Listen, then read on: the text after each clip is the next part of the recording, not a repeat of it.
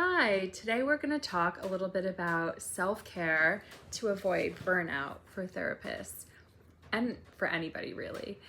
So, my name is Patricia Martucci, and I am a licensed marriage and family therapist, licensed in New York, New Jersey, and California.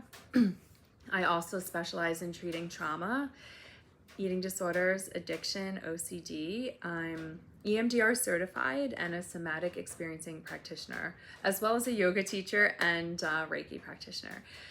So, burnout is real for a lot of people entering the helping field or who have been in it for a long time. And over the almost 20 years that I've been practicing as a therapist, I've had to really find ways myself to manage burnout. And I got some really good advice. This was probably about 10 or 15 years ago when I was visiting a friend in Berkeley, California, and I went to her acupuncturist with her. And I was working at a detox and residential treatment center for substance abuse. And I was feeling pretty burnt out I was a new therapist and I didn't really have a lot of tools in terms of really prioritizing myself and my own well-being. And so, I started to go on this journey of finding, different things, I think, and found many things since then. But at that time, I was doing some acupuncture, and she said to me something that always stuck with me.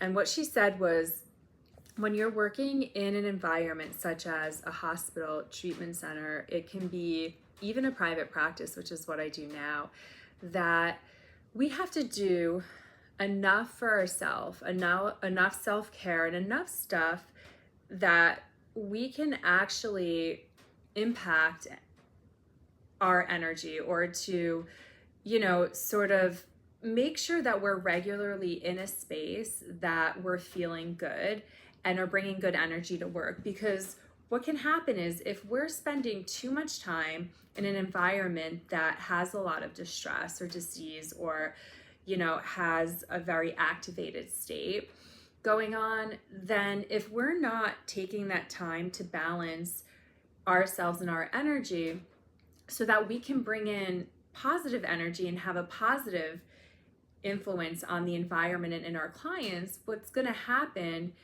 is that we're going to pick up what's in the environment. So if we're staying in environments that are kind of toxic or unhealthy for a long period of time, and we're more empathic people, we have to be careful, because if we're empathic, we're likely to really just take in our environment a bit more than people maybe who wouldn't do that. And if that's you, like it is me, here are some of the things that I've learned that can help to reduce burnout.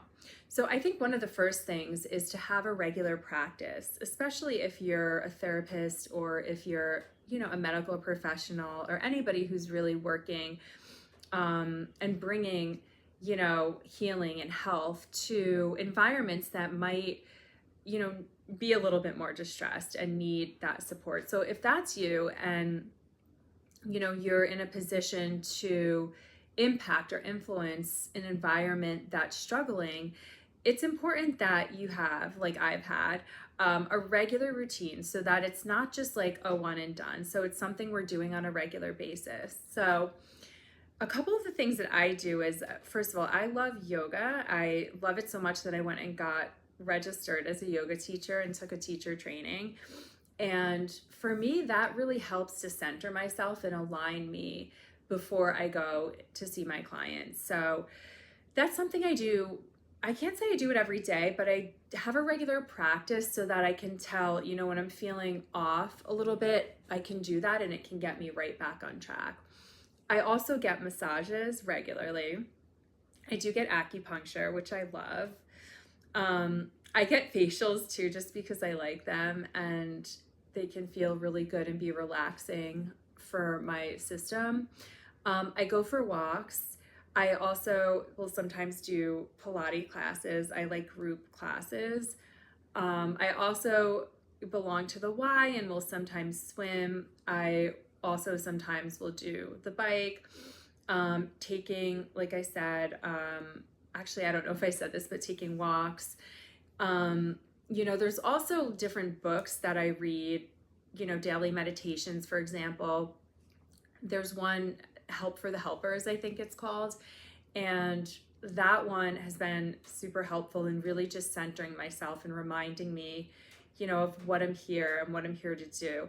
I think if we can prioritize ourselves and prioritize our life and continue to know and be strong and remind ourselves that we can only pass on to our clients, to our patients, what it is that we have and, the work that we have done on ourselves so far. So if I'm in a place where I'm not working on myself regularly to assure that my mental health is well, that my physical health is well, my spiritual health, my emotional health, my psychological health, then I, only have what it is to the extent of the work I do to pass on to my clients. So part of what I tell myself that helps me to take the time is that whatever I do to benefit myself is also benefiting every single person I come into contact with every single day. Not only my clients, but also my family, my friends,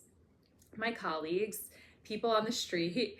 I know when I don't take care of myself, I feel a little bit more irritable. I feel a little bit quick to get defensive. I think we all have different things that come out, different character traits that come out when we're not taking care of ourselves. And those are some of mine. Another thing that I do is I eat regularly 3 meals a day and sometimes snacks in between them. I think having a regular flow of nutrition coming into my body really helps me to stay grounded, centered, not getting to a place where I'm getting to be hangry. And so that's something I do as well.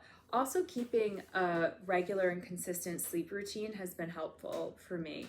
It's not always possible. My sleep has definitely been, has changed over the years in terms of how often I sleep, how easy it is for me to go to sleep and stay asleep.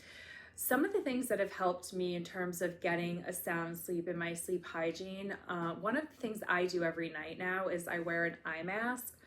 And I have earplugs that I put in, and I also have a sound machine. I live in Midtown East in New York City, and it's been very important to make sure that, all of the sound is tuned out and that I'm really in a place to just relax and sleep.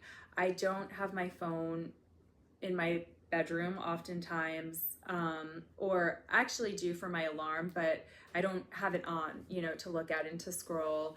I keep a lot of electronics other than that, outside of my bedroom. I try to, no matter what my day is, in private practice, I make my own schedule. So I can sometimes see clients as early as 9 a.m. and other times I will see clients starting at, 12 in the afternoon. So what I try to do is, regardless of what my schedule is work-wise, is to have a regular routine where I get up around the same time every day and go to bed around the same time every day. And I've been able to discover what that time is for me about. So that's, worked really well for me. I also have regular groups that I attend that, support therapists, that support other things that I'm working on in my life, so that I can know that I'm, in a clear state of mind and really ready. I do my own therapy, and I think that's so important. I think, again, we can only take our clients as far as we've come. So I want my clients to be able to benefit with, the best clinician on the other end of the screen or the other side of the chair if we're in person, or across the way. And I feel like, it's really essential that I'm practicing what I preach, and having an outside person that can look into my life and give me ideas and suggestions and feedback about what they're seeing. I also have a consultation group that I'm a part of, depending on what modality I'm either learning or practicing, or usually when there's something new, I'll be in a consultation group that will support that. So for example, when I was in my EMDR certification program, well, it was more just like a certification. For EMDRIA, after my program, I was in a consultation group. So I was talking about my cases and getting perspective from other clinicians and a consultant who has experience with this, which has been helpful. And I've done the same with somatic experiencing, and will continue to do that in many different modalities. And I think it's great to have colleagues too. And I have wonderful colleagues who I can just call up and say, can I run this by you? You know, this is going on with a case. Can you help me? I'm not really seeing this perspective clearly. I'm getting triggered. You know, some of my own stuff is coming up. You know, I'm seeing a client who's gone through something that I'm going through now. How do I help them? There's many different things that we can gain from just having an outside perspective.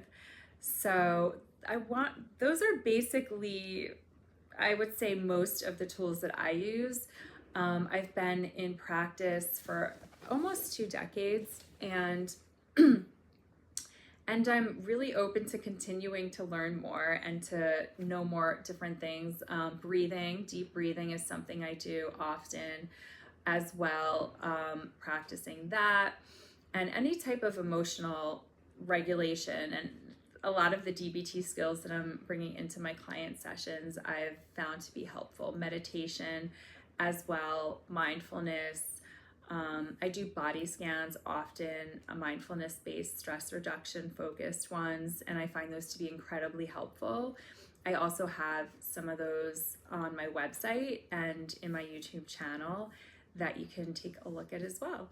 So I look forward to hearing from you guys to see if there's any other self-care things that you guys do that I didn't list, and I would love to hear.